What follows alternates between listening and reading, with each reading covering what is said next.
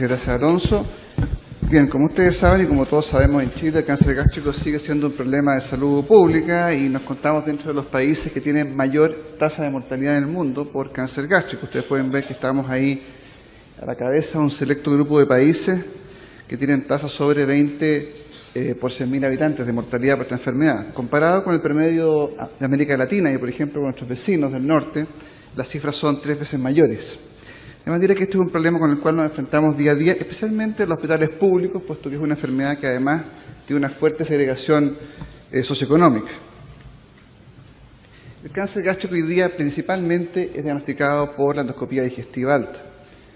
Sin embargo, los exámenes radiológicos también tienen un rol importante. Desde luego, la radiología varitada, si bien lentamente está perdiendo la fuerza que tuvo en su época, sigue siendo considerado un método útil, especialmente en la valoración prequirúrgica de los pacientes, en aquellos lugares donde se hace bien y se utiliza. La endosonografía cada vez gana más adeptos. El problema es que todavía está poco disponible, es caro, hay pocos centros y médicos que la hagan en forma adecuada y más bien es útil para tumores pequeños y para ver el grado de invasión de la pared. Y la tomografía computada probablemente sea hoy día el método más utilizado y más indicado a la hora de determinar si un enfermo puede o no ir a cirugía y qué tipo de cirugía se va a hacer en él también. Con respecto a la tomografía multicorte y cáncer gástrico, estas son las consideraciones técnicas que tener en cuenta. El paciente debe estar en ayunas, por cierto, idealmente 6 horas o más para evitar residuos líquidos o de alimentos en el estómago. Debemos usar agua, una vez más, se ha hecho hincapié en que el abdomen superior se estudia con agua como medio de contraste y no contraste oral yodado o varitado. El uso de gánulos efervescentes ha demostrado ser especialmente útil a la hora de detectar y caracterizar tumores gástricos, puesto que permite una mejor distensión de la pared del estómago y esto facilita la detección de lesiones pequeñas, como veremos más adelante. Los cortes, ojalá lo más finos posibles, 1 milímetro es suficiente y solapados en un 30% a un 50% para obtener mayor isotopismo y reconstrucciones multipanares de mejor calidad. Medio de contraste, 100 a 150 ml de contraste yodado por vía endovenosa. Y el último punto es algo discutible, no hay consenso. Muchos grupos utilizan solamente una fase portovenosa a los 70 segundos. Pero algunos trabajos recientes, especialmente de Japón, de China, de Corea, que tienen mayor incidencia de cáncer gástrico, recomiendan añadir una fase arterial que permitiría detectar algunos cánceres incipientes. Esto todavía está por confirmarse. El uso de reconstrucciones multipanares es de rutina, como veremos más adelante. Esto es lo que ocurre cuando el radiólogo o el tecnólogo no se preocupan o no chequean que la distensión del estómago sea adecuada antes de comenzar la inyección de contraste. Uno debe hacer cortes sin contraste y en ese minuto mirarlos y estar seguro de que hay suficiente agua en el estómago antes de comenzar el barrido. De lo contrario, la valoración de la pared, en este caso, puede ser bastante difícil y probablemente no vamos a ser capaces de determinar exactamente la extensión del tumor.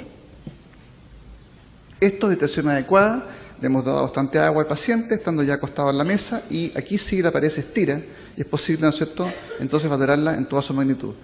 Además, siempre hay que darse el tiempo para hacer reconstrucciones, por lo menos en el eje coronal y en el eje sagital, y obtener imágenes en otros planos que permiten valorar zonas que, entre comillas, pueden quedar ocultas en los cortes axiales, o que son dudosas. El uso de gánulos efervescentes tiene dos ventajas. Una ventaja es que permite distender al máximo la pared del estómago y verla con mucho más detalle. Y en segundo lugar, crea una interfase aérea que permite la realización complementaria de este tipo de reconstrucciones de endoscopía virtual que en ocasiones complementan, no son el eje central del diagnóstico, por cierto, pero complementan la imagen tomográfica y permite compararla con el hallazgo endoscópico. En este caso tenemos esta lesión proliferante de la región angular y su representación en la endoscopía virtual gracias a esta interfase aérea que se logró con el uso de efervescentes, que puede ser desde los polvos efervescentes que se usan para estudios digestivos hasta simplemente sal de fruta u otro tipo de sustancia. Con respecto al estadiaje de los tumores gástricos, conceptos fundamentales: 2, el pronóstico de la enfermedad depende, primero, del grado de invasión en la pared, es decir, del T, cuánto invade en profundidad el tumor la pared. 2, de qué compromiso ganglionar existe perigástrico. Estos son los dos factores que influyen en el pronóstico del paciente. Por lo tanto, como radiólogo hay que tenerlos en cuenta a la hora de hacer un informe de un paciente con cáncer gástrico. Como veremos, no son fáciles de ser precisos en esto, pero debemos tratar de esmerarlos al máximo. El objetivo del estadiaje radiológico en particular, es determinar el riesgo de recurrencia locorregional de acuerdo al T y al N, descartar las metástasis a distancia. Esto es lo más fácil probablemente de hacer con tomografía computada, sobre todo lesiones al hígado o al peritoneo, y establecer la oportunidad en un paciente determinado de hacer terapia neoadyuvante con radioterapia o quimioterapia. Dentro de los conceptos, la identificación radiológica debe incluir en primer lugar la ubicación a lo largo del estómago del tumor, si el tumor está en tercio superior, tercio medio o tercio inferior. En nuestro medio, la gran mayoría de los tumores son hoy día del tercio superior, subcardiales, porque esto cambia, ¿no es cierto?, el enfoque del cirujano hacia qué tipo de resección va a realizar. De manera que tiene que estar incluido en el informe. El segundo tema interesante es la valoración de los ganglios perigástricos. Los cirujanos hace tiempo ya que han adoptado como estándar la clasificación japonesa para la diseminación ganglionar del estómago. Los japoneses han descrito 3 grupos de ganglios.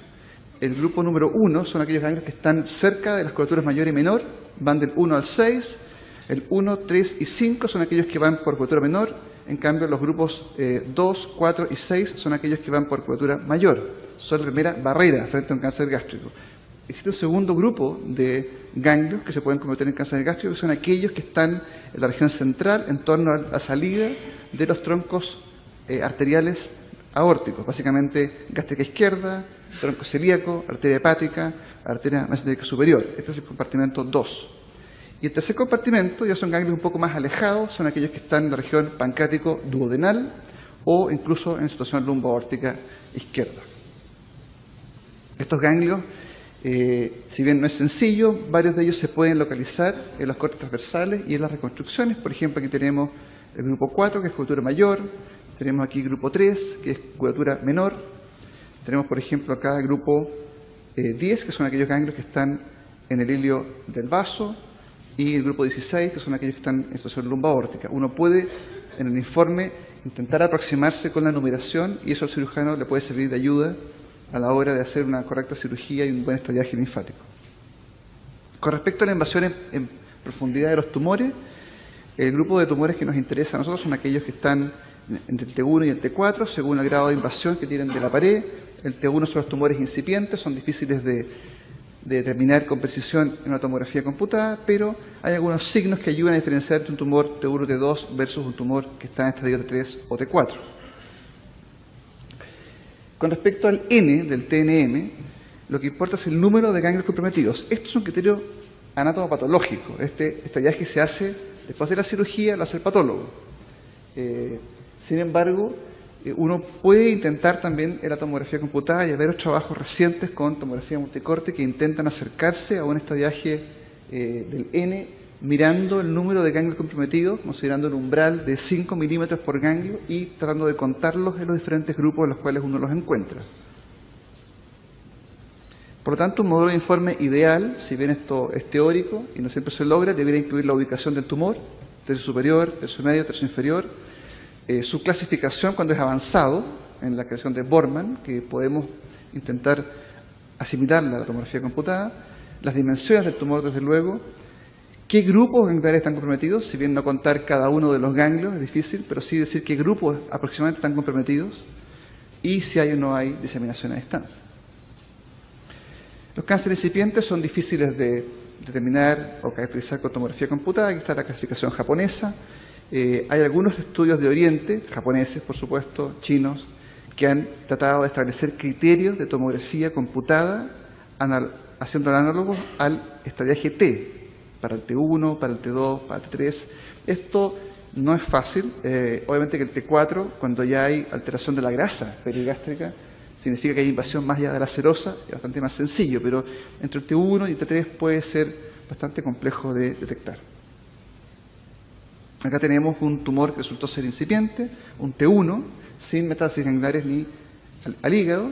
En la tomografía computada es muy sutil la imagen, teníamos la endoscopía previa, por suerte, y ustedes ven que gracias a una buena distensión del estómago, si no es imposible, se puede ver este engrosamiento en placa de la región subcardial por curvatura menor. Aquí se puede ver en la reconstrucción coronar un poco más claro, y ganglios ausentes o a lo más un ganglio muy pequeño de 3-4 milímetros. Acá tenemos otra lesión pequeña, ya no tan incipiente, un T2, o sea, ya había invasión de la muscular, y se puede ver cómo esta zona de impregnación, de contraste, también en un estómago muy bien distendido con agua, como una zona mamelonada que se impregna más. Fíjense, eso sí, que hay pared gástrica indemne por debajo de la lesión, es decir, todavía no hay compromiso de la serosa en este caso. Acá tenemos otro cáncer, un poquito más grande también, y que se ve como este sutil engrosamiento parietal en curvatura menor. La mayoría de los tumores se ubican en nuestro medio en esta ubicación, y la correlación con la imagen endoscópica. En cánceres avanzados son más fáciles de caracterizar y detectar, obviamente con tomografía computada. Aquí está la clasificación de Borman, que es la que se sigue usando tanto para los estudios endoscópicos como los estudios radiológicos contrastados, y también se puede muchas veces en escáner hacer también la clasificación. Aquí tenemos una lesión Borman 1 y tenemos la endoscopía de la lesión y la tomografía computada, que muestra lesión polipoidea de gran tamaño con compromiso probablemente transmural, ya que la grasa perigástrica aquí no se logra definir con precisión. Hay además ganglios, por lo menos en curvatura menor, múltiples adenopatías que miden más de 4 o 5 milímetros, que son las que deben considerarse como sospechosas. Esto para mostrar la utilidad de los planos diferentes al axial. Aquí tenemos un estómago muy bien distendido, con aire, con gas. Vemos que tiene un tumor que protruye hacia la cavidad. Vemos que también hay ganglios en el elemento menor. Pero es difícil clasificarlo de acuerdo al Borman. Si hacemos un corte coronal, en cambio, una reconstrucción, vemos que es una lesión ulcerada en su zona central y por lo tanto corresponde a un Borman 3. Por lo tanto, siempre buscamos en los tres ejes del espacio o en planos oblicuos tratar de caracterizar de la mejor forma posible el tumor. Otro caso, un cáncer ya más avanzado, un T3, o sea, aquí hay claramente ya invasión transmural. Fíjense lo mal definida que está la grasa perigástrica. El tumor ha traspasado el límite de la serosa y se acompaña de algunos ganglios también vecinos. Y por último, el Borman 4, una itis plástica, un compromiso muy difuso del estómago con gran rigidez de la pared. Se ve en tomografía computada como estos engrosamientos muy extensos que comprometen o la totalidad o gran parte del estómago. Y aquí vemos en un corte sagital el compromiso circunferencial prácticamente, dejando un lumen muy pequeño. ¿Cuáles son las vías de diseminación del cáncer gástrico? Ya vimos la primera y la más importante, por vía ganglionar hacia los grupos que hemos visto. La segunda por contigüidad a los órganos vecinos. Hay una vía transmesocólica que hace que los cánceres lleguen rápidamente hacia el colon transverso, también veremos un ejemplo. La vía peritoneal por siembra, goteo de células directamente hacia la cavidad peritoneal y que dan carcinomatosis. Y la hematógena, que principalmente va al hígado. Acá tenemos un caso de un paciente que tenía un cáncer gástrico operado. Vemos aquí que hay una cirugía, hay una gastroenteroanastomosis en esta zona, y el paciente lamentablemente recidivó con un nódulo, el de anastomosis, que se puede ver aquí, en el corte axial, pero además había compromiso a través del mesocolon transverso del colon, como pueden ver en esta reconstrucción acá. Otro caso, un tumor muy grande, muy avanzado, con una masa endofítica, con compromiso transmural, con grandes masas de adenopatía en cultura menor, y que por vecindad infiltró el páncreas, como se puede ver muy bien en el corte coronal. El corte coronal es especialmente útil para ver infiltración del páncreas, que no es infrecuente en tumores grandes, cosa que en el corte axial no siempre es fácil de determinar. Y por último, la diseminación peritoneal, que es otra manera de como los cánceres gástricos pueden a veces diseminarse, no necesariamente asociado a lesiones en el hígado. Aquí vemos que hay implantes nodulares, aumento de la densidad de la grasa del aumento mayor y una discreta cantidad de líquido acítico en un tumor que es de la región antral. Las metastasis hepáticas de cáncer gástrico habitualmente o casi siempre son hipovasculares, es decir, se ven mejor o bien en la fase portovenosa como lesiones más bien hipodensas con captación en anillo, captación anular. Ocasionalmente pueden tener calcificaciones, sobre todo si los cánceres tienen algún grado de diferenciación mucinosa. Algunas palabras sobre los linfomas gástricos. Los linfomas gástricos son linfomas no-Hodgkin. Los linfomas no-Hodgkin representan un grupo bastante heterogéneo de neoplasias de diferente comportamiento. Van desde linfomas muy indolentes, poco agresivos como los MALT, hasta linfomas T que son muy agresivos. Esto es el linfoma MALT, que es un linfoma de bajo grado, que se ve como este engrosamiento de la pared, un engrosamiento malonado. En cambio, este es un linfoma agresivo, un linfoma de células B, con gran masa retroperitoneal, fácil de diagnosticar, asociado a engrosamiento del estómago. Con respecto a los GIST, y esto ya es lo último, es un tipo de tumores especiales, no son adenocarcinomas, son tumores mesenquimáticos que se originan de la capa muscular del estómago, se dividen en benignos y malignos, pueden dar masas pequeñas, polipoides, o grandes masas indiferenciables de un adenocarcinoma gástrico, como en este caso. Recordar que pueden ser muy agresivos, te permite detectar lesiones insospechadas o incluso a veces en etapas tempranas. La técnica es muy importante, recuerden dar bastante agua, dar bastante gas, si es posible, con granulos fluorescentes, hacer reconstrucciones multipolares, usar miedo de contraste adecuadamente, tratar de seguir los criterios TNM en la medida de lo posible, porque no siempre se puede, y fijarse siempre en los criterios de irresecabilidad. Muchas gracias.